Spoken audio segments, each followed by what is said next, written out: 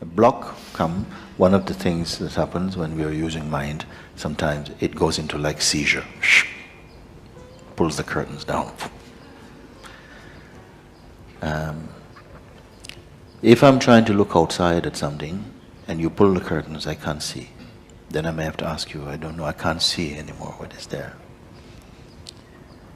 But yourself is not over there behind the curtain. Yourself is the one who is seeing. So if you want to see something else, then you'll have to pull the curtain. But if you want to know the self, the curtain is irrelevant.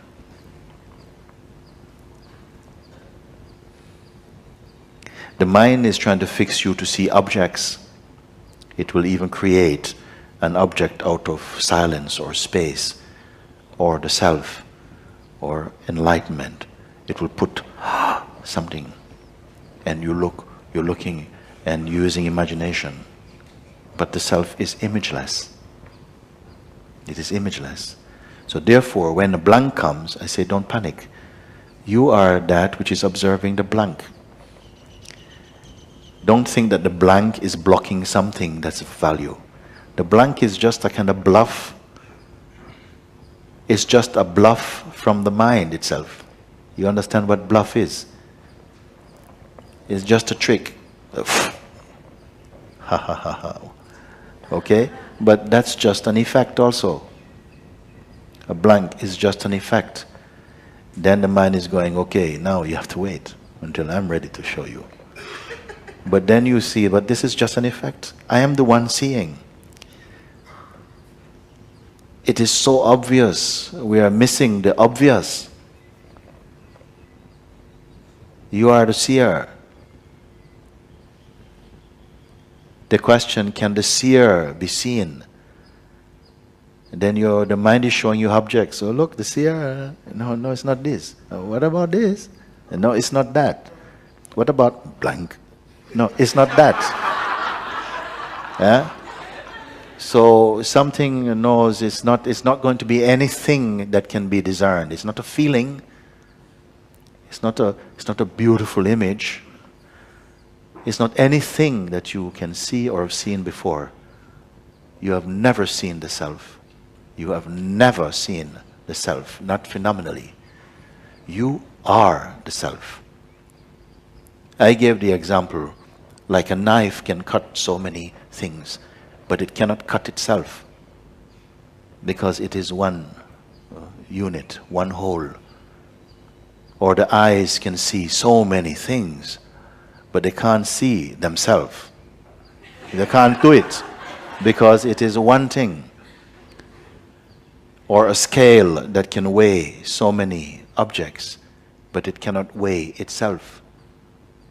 You are the self. You cannot see yourself. You can only see from yourself. It was St. Francis, I think he says, no?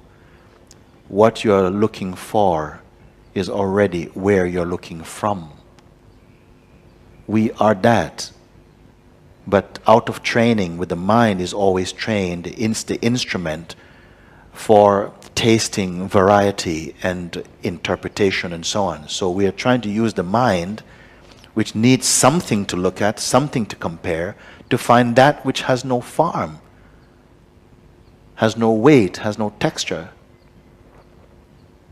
That which perceives even perceiving, sees even seeing, but itself cannot be seen because it is beyond all forms, all names, all quality.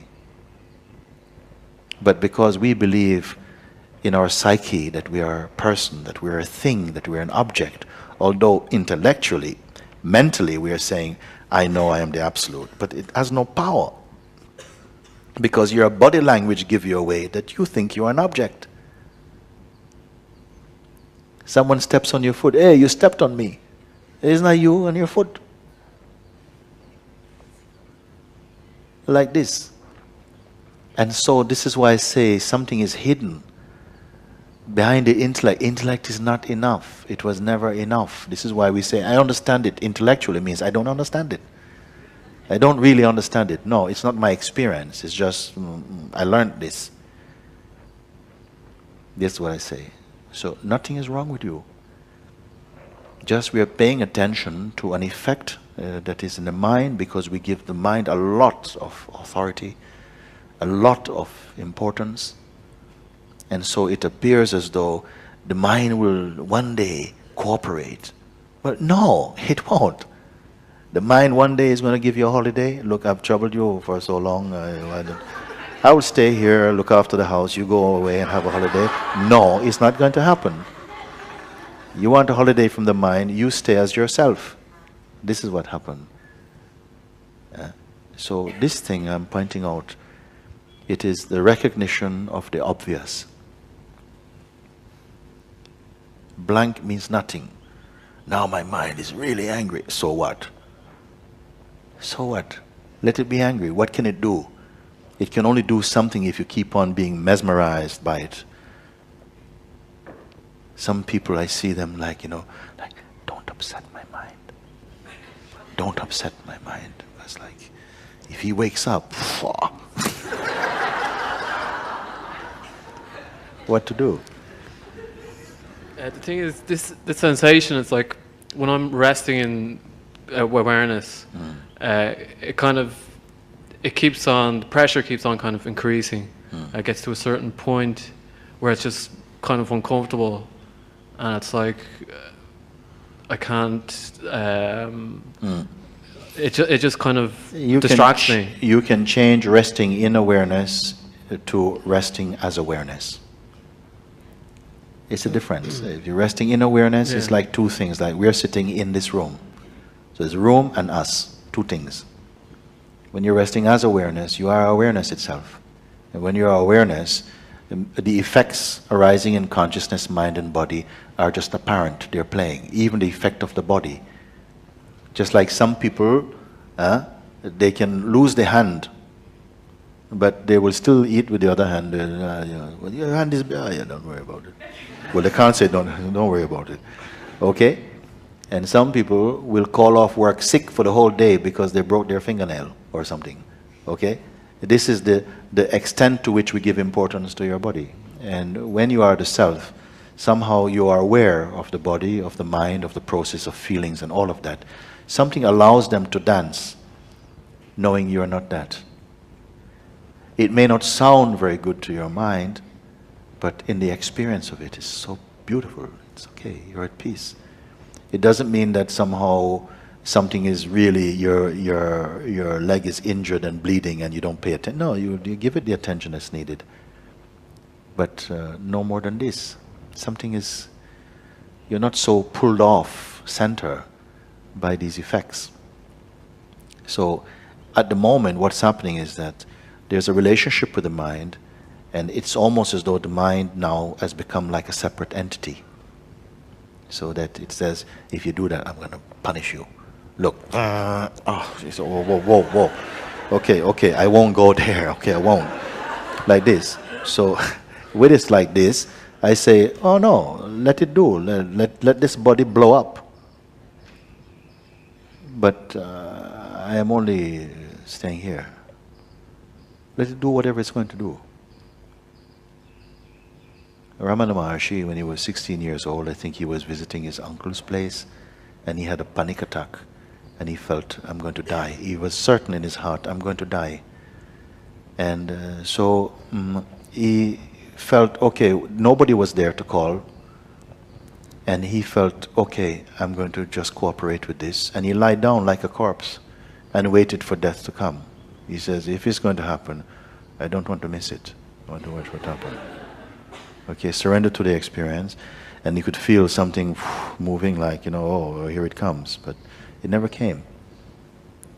What instead happened was that a powerful conviction became apparent that, but something here cannot die.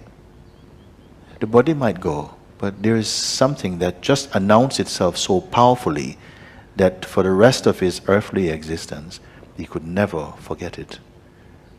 There is something here that is beyond the body's reach. It is deathless. This is a mortal body, but an immortal being moves in it. And this challenge of the human experience is to discover that I am that.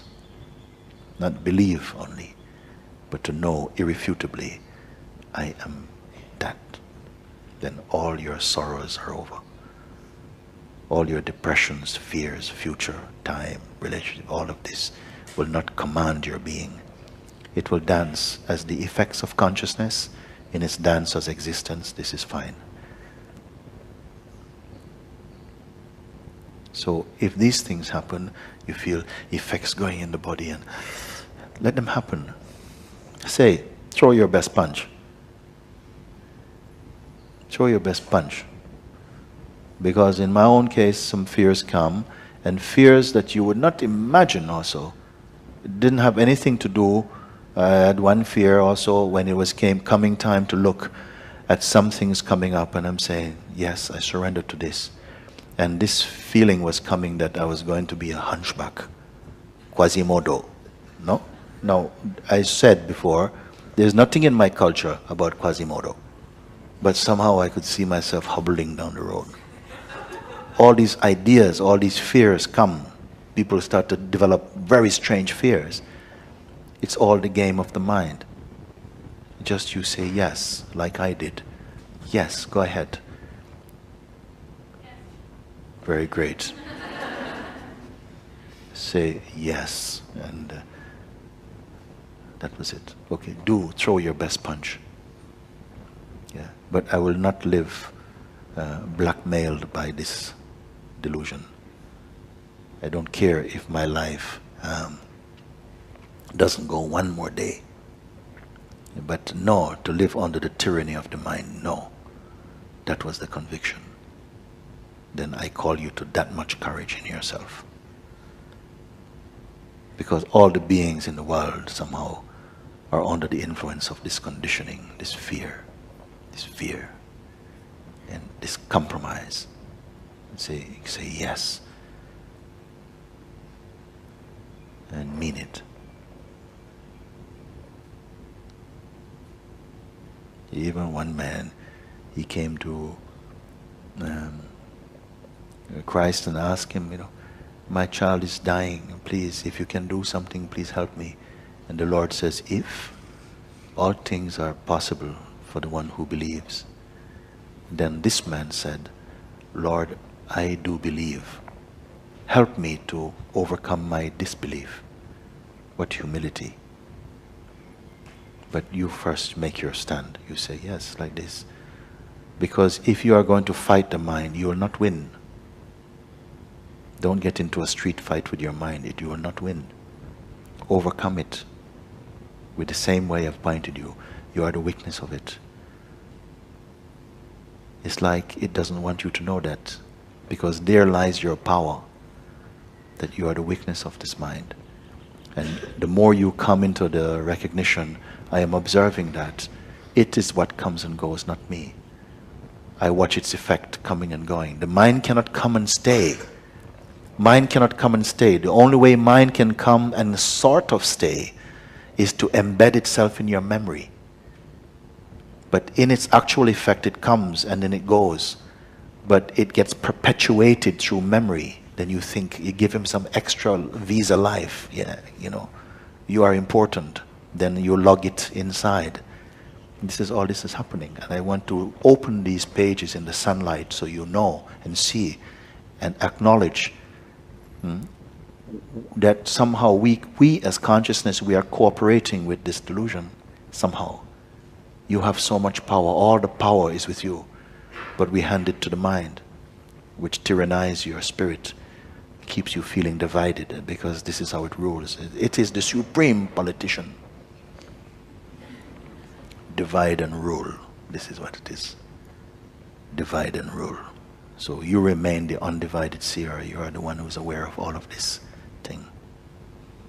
Yeah, I mean, I think there is a lot of fear in it, because last year, about 10 months ago or so, I read some books on spirituality, and I kind of thought, like, I found something you know, that I was looking for, and I freaked out, like, so my mind just like kind of, I was literally kind of losing my mind, like, Yeah. and it kind of almost scrambled back, like, almost, it felt like, and now it's almost doing a better job of kind of running the show, like, so, yeah.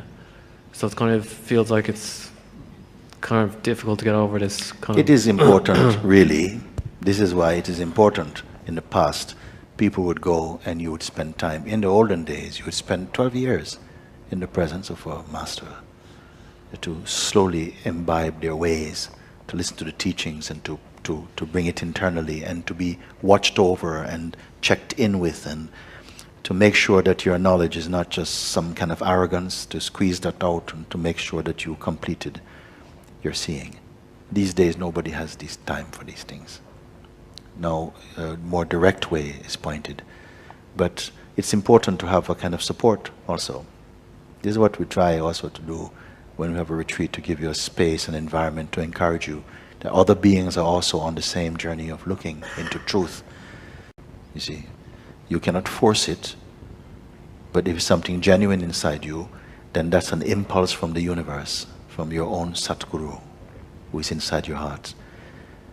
You're not going to be alone as a person. You may find that you are alone as everything. And this is different. You cannot beat the mind by being the mind, by being the person, you see. You defeat it by realizing I am consciousness. Then the same mind will join force with you and be a wonderful servant.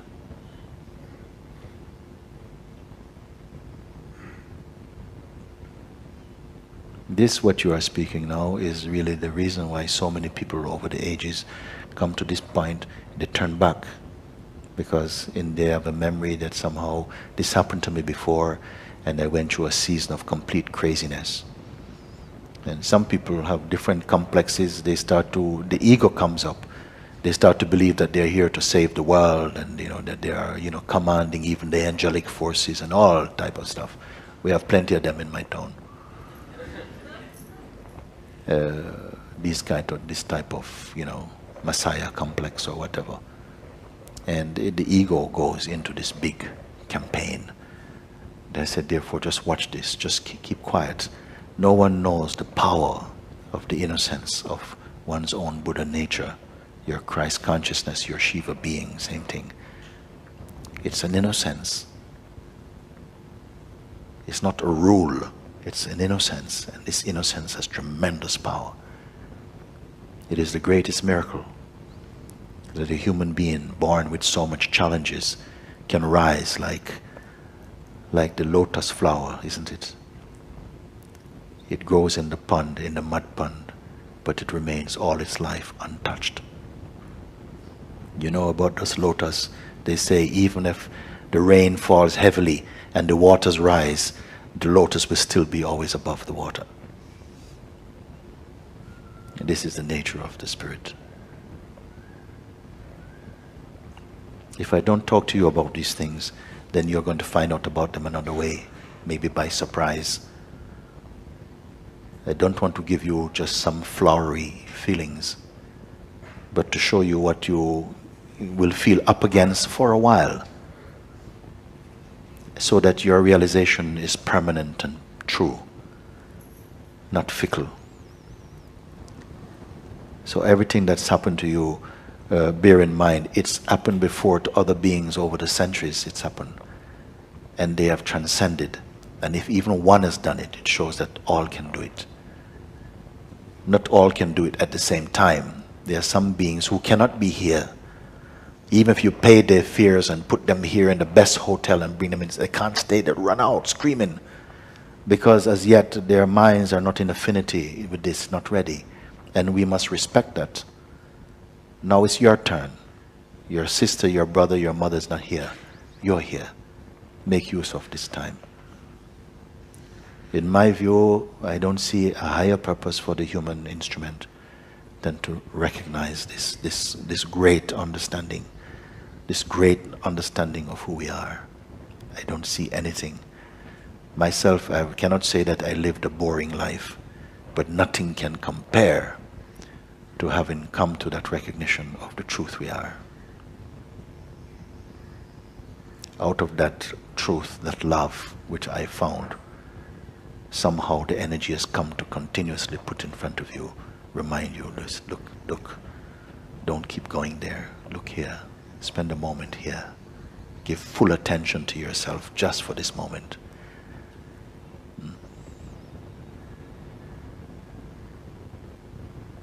Otherwise, you back down and you settle for a compromise, and you will continue to evolve in a slow way.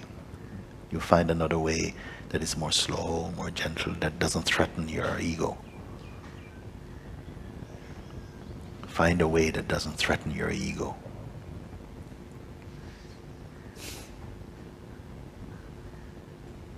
Is this what you want?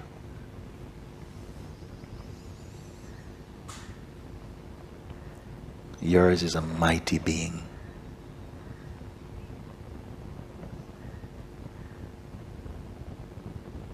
Mighty being.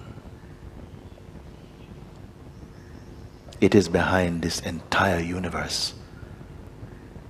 What we are is not different from that which gives life and expression to this entire universe.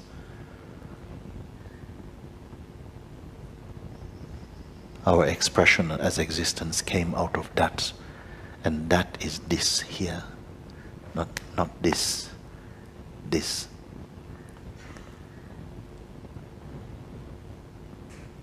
Mind can only offer you a version, a portrait, a portrayal of this. But the portrait is not you.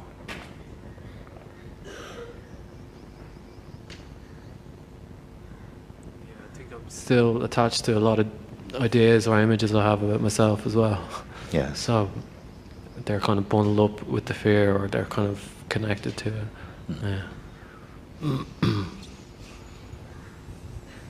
You can begin by looking, who is so afraid, and this is not a cynical question, like who is afraid. No, not a boastful question. But really go to the heart to see who is the one who is afraid, if it can be identified, and you'll come to some discovery. You'll see that it's mostly from the mind itself. Then it doesn't feel enough, even knowing it is the mind. You have to keep on checking in, check out so many things we are holding on to which are not true. They're not in service to your truth. In fact, they're the opposite. They pull you down even. You can observe from the place of awareness. This is what I've come to show you also. Bhagwan has told you the same thing. My master has told me the same thing, pointed it out. Some will get it, some will not get it.